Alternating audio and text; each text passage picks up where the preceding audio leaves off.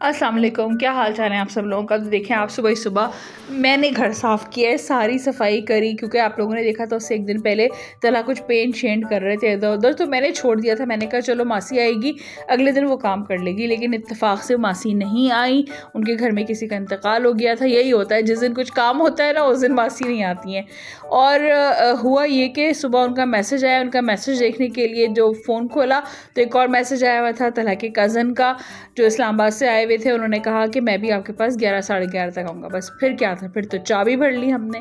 उठे फटाफट जो है पूरा घर पहले साफ़ किया, क्योंकि इंसान जब होता है कि अगले दिन कोई आएगा काम वाला तो छोड़ देता है ना थोड़े काम, तो बस वो किया। उसके बाद जल्दी से किचन में आई। किचन में आके जो चीज़ें नहीं थी वो तला से कहा प्लीज़ आप जल्दी से मुझे ला दें।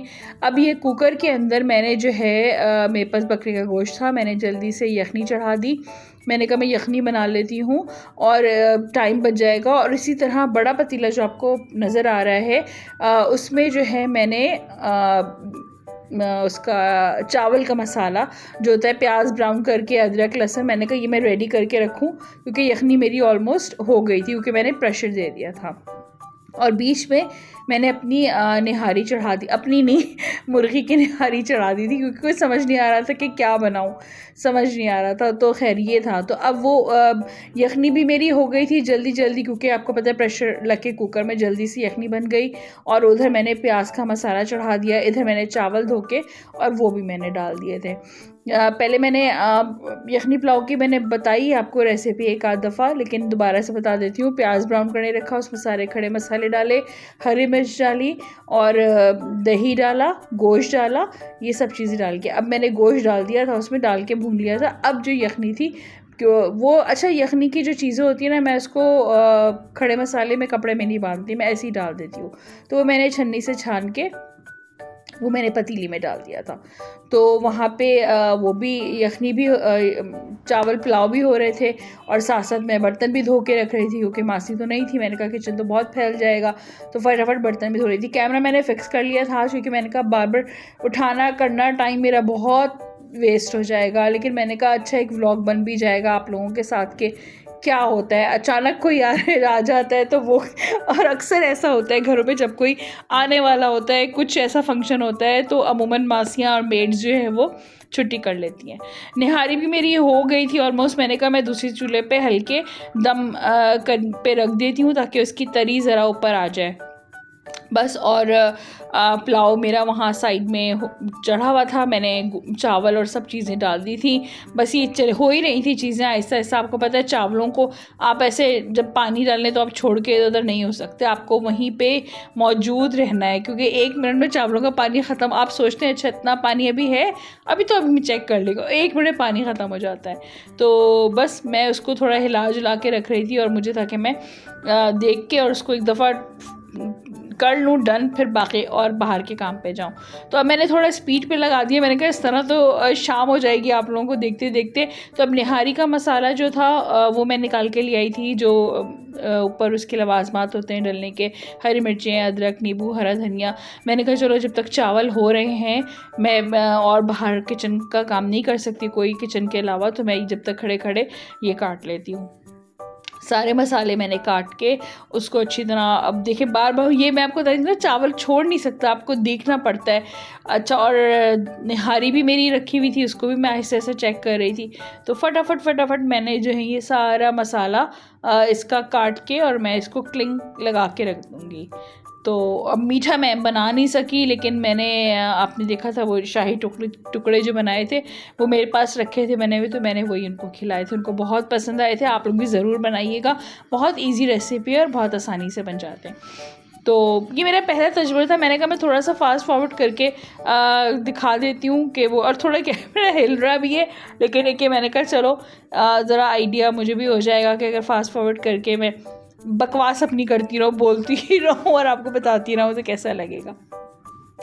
तो जनाब ये मैं सब काट रही थी हाथ से। मैंने कहा जलेली मैं काट के इसको कर दूँ। फिर मैंने, अब मुझे रायता भी बनाना था, मुझे समझ नहीं आ रहा था। वैसे मेरा इरादा था कि मैं लौकी का रायता बनाऊँ, लेकिन लौकी मेरे पास नहीं थी। तो अब आप सोचिए मैंने किसका रायता बनाया होगा। तो बैगन भी नहीं थे, तो अब बड़ा और इसके साथ होता है ना पुलाव के साथ के, वैसे तो कोई हार्ड एंड फास्ट रूल नहीं है कि रायते के अंदर कोई चीज़ डली हुई हो। सिंपल नमक, मिर्च, काली मिर्च, जो भी आपका दिल चाहता है, वो बघरा हुआ रायता जो भी आपका दिल चाहे आप बना लें।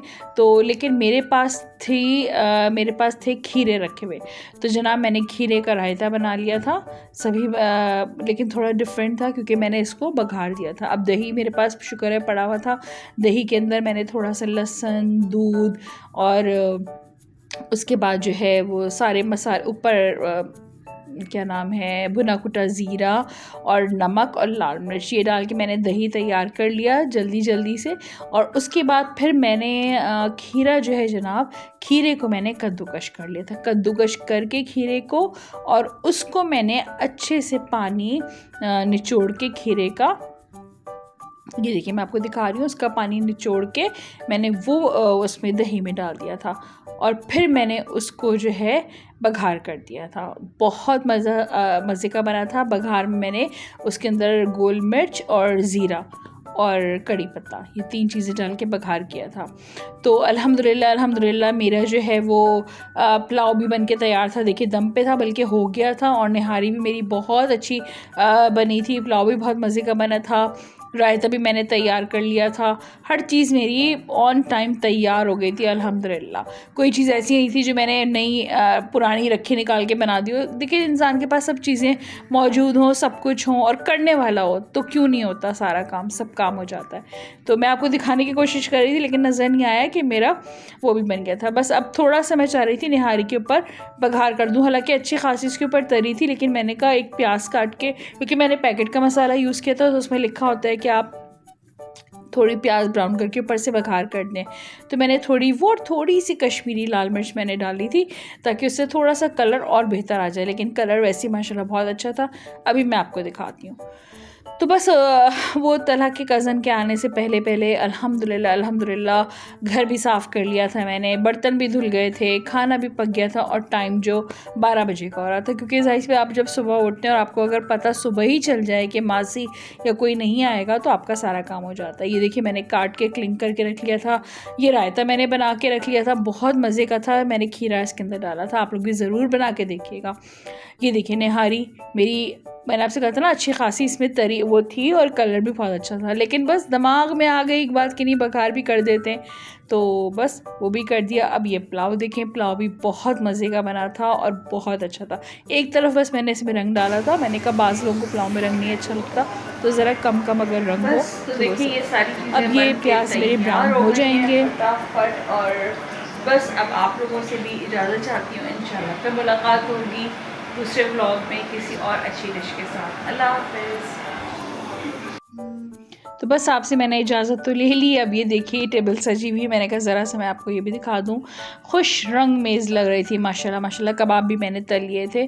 तो बस आप लोग दुआ में मुझे बहुत याद रखें, मैं भी आप सब लोगों को दुआ में बहुत याद रखती हूँ। लाइक करें, सब्सक्राइब करें, शेयर करें। इंशाल्लाह ताला फिर मुलाकात होगी। अल्लाह हाफ़िज़।